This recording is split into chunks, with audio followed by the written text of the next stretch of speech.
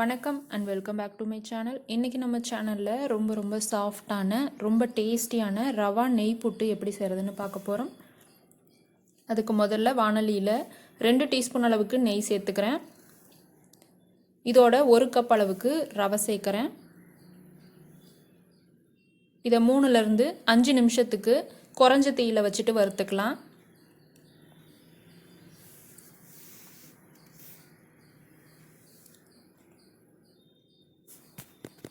வறுத்த வாசம் வரும்போது நம்ம இறக்கிடலாம்.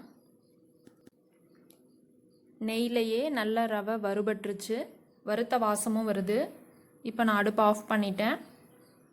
இதை வேறு பாத்திரத்துக்கு மாற்றிடலாம். முக்கியமான பாயிண்ட் என்னென்னா, சூடாக இருக்கும்போது பாலோ தண்ணியோ ஊற்றி மிக்ஸ் பண்ணக்கூடாது. நல்லா ஆற வச்சுட்டு தான் நம்ம பால் ஊற்றி பிசைய போகிறோம். இப்போ ரவை நல்லா ஆறின பிறகு 1 சிட்டிகை அளவுக்கு உப்பு சேர்த்துருக்கேன். ரவை எடுத்து அதே கப்லேயே 1/2 கப் அளவுக்கு காய்ச்சி ஆற வச்ச பால் எடுத்திருக்கேன். அதை கொஞ்சமாக சேர்த்து நல்லா பிசைஞ்சு விட்டுக்கலாம். நீங்கள் பாலுக்கு பதிலாக தண்ணி கூட ஊற்றி மிக்ஸ் பண்ணிக்கலாம். ஆனால் பால் சேர்த்து நம்ம பிசையும் போது ரொம்ப சாஃப்டாகவும் ரொம்ப டேஸ்டியாகவும் இருக்கும். அரிசி மாவு புட்டுக்கு கம்மியான அளவில் தான் நம்ம தண்ணி தெளித்து பிசைவோம். ஆனால் அதை விட கொஞ்சம் அதிக அளவில் தேவைப்படும் இந்த ரவை புட்டுக்கு. அதனால தான் 1 கப் அளவு ரவைக்கு 1/2 கப் அளவுக்கு நம்ம பால் சேர்த்துக்கணும். இப்போது நான் எல்லா பாலையுமே ஊற்றிட்டேன். கொஞ்சம் தண்ணியாக இருக்கிற மாதிரி தான் இருக்குது பாருங்கள். இதை நம்ம மூடி போட்டுட்டு ஒரு 15 நிமிஷம் அப்படியே விட்டுறணும். பிசைஞ்ச உடனே நம்ம எப்போவுமே வேக வைக்கக்கூடாது, நல்லா இருக்காது. இந்த பால்லையே ரவை நல்லா ஊறி இருக்கணும். இப்போ பாருங்கள், 15 நிமிஷம் கழித்து ரவை இந்த பாலை உறிஞ்சு உதிரியாக வந்திருக்கு. ரவை பாருங்கள் கட்டியாக இருக்குது. இதை நம்ம கையிலேயே உடச்சி விட்டால் உதிரி ஆகிறதுக்கு கொஞ்சம் டைம் எடுக்கும். நம்ம மிக்சி ஜாரில் சேர்த்துக்கிட்டா ஒரே ஈவனாக நல்லா உதிரியாக கிடைக்கும். பாதியாக சேர்த்துக்கலாம். 2 சுற்று விட்டாலே போதும், நல்லா உதிரியாக கிடச்சிரும். பாருங்கள், ரொம்ப நைஸாகவும் அரைக்கக்கூடாது, சும்மா ஒரு 2 சுற்று விட்டாலே போதும்.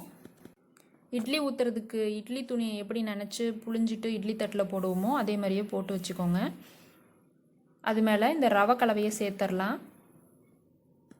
இட்லி பாத்திரத்தில் தண்ணி வச்சு நல்லா கொதித்த பிறகு இட்லி தட்டை உள்ளே வச்சிடலாம்.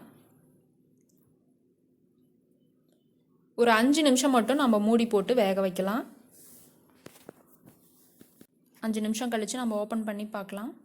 எவ்வளோ சாஃப்டாக வெந்திருக்கு பாருங்கள். இப்போ நம்ம இதை வேறு பவுலுக்கு மாற்றிக்கலாம். இதோட 3 டீஸ்பூன் அளவுக்கு நெய் சேர்க்குறேன்.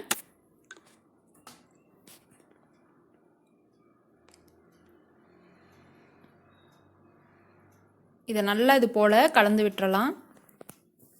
நெய் ஆட் பண்ணியிருக்கிறதுனால அங்கங்கே கட்டியாக இருக்கும். அதனால் ஸ்பூன் வச்சுட்டு நல்லா இது போல் உடச்சி விட்டுட்டு ஒரு சேர கிளறி விட்டுக்கலாம். இப்போ இதோட 2 ஏலக்காயை பொடி பண்ணி சேர்த்துருக்கேன். 1/2 கப் துருவன தேங்காயும் சேர்த்துக்கலாம். 2 டேபிள் ஸ்பூன் வர மாதிரி சர்க்கரை சேர்க்குறேன். நீங்கள் நாட்டு சர்க்கரை இருந்தாலும் சேர்த்துக்கலாம். இதெல்லாம் ஒன்றா கிளறி விட்டுக்கலாம். இந்த புட்டு சாப்பிட்றதுக்கு ரொம்ப சாஃப்டாகவும் ரொம்ப டேஸ்டியாகவும் இருக்கும். இதில் நீங்கள் நெய்யில் வறுத்த முந்திரி திராட்சை கூட ஆட் பண்ணிக்கலாம். இதை நீங்கள் அப்படியேவும் சர்வ் பண்ணலாம்.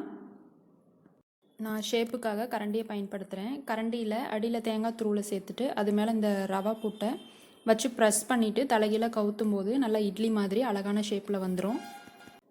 இந்த ரவா நெய் புட்டு உங்கள் எல்லாருக்கும் பிடிச்சிருக்கும்னு நினைக்கிறேன். பிடிச்சிருந்தா வீடியோவை லைக் பண்ணுங்கள். நீங்களும் உங்கள் வீட்டில் செஞ்சு பார்த்துட்டு எப்படி இருந்ததுன்னு கமெண்ட் பண்ணுங்கள். உங்களோட மற்ற ஃப்ரெண்ட்ஸ்க்கும் ஷேர் பண்ணுங்கள்.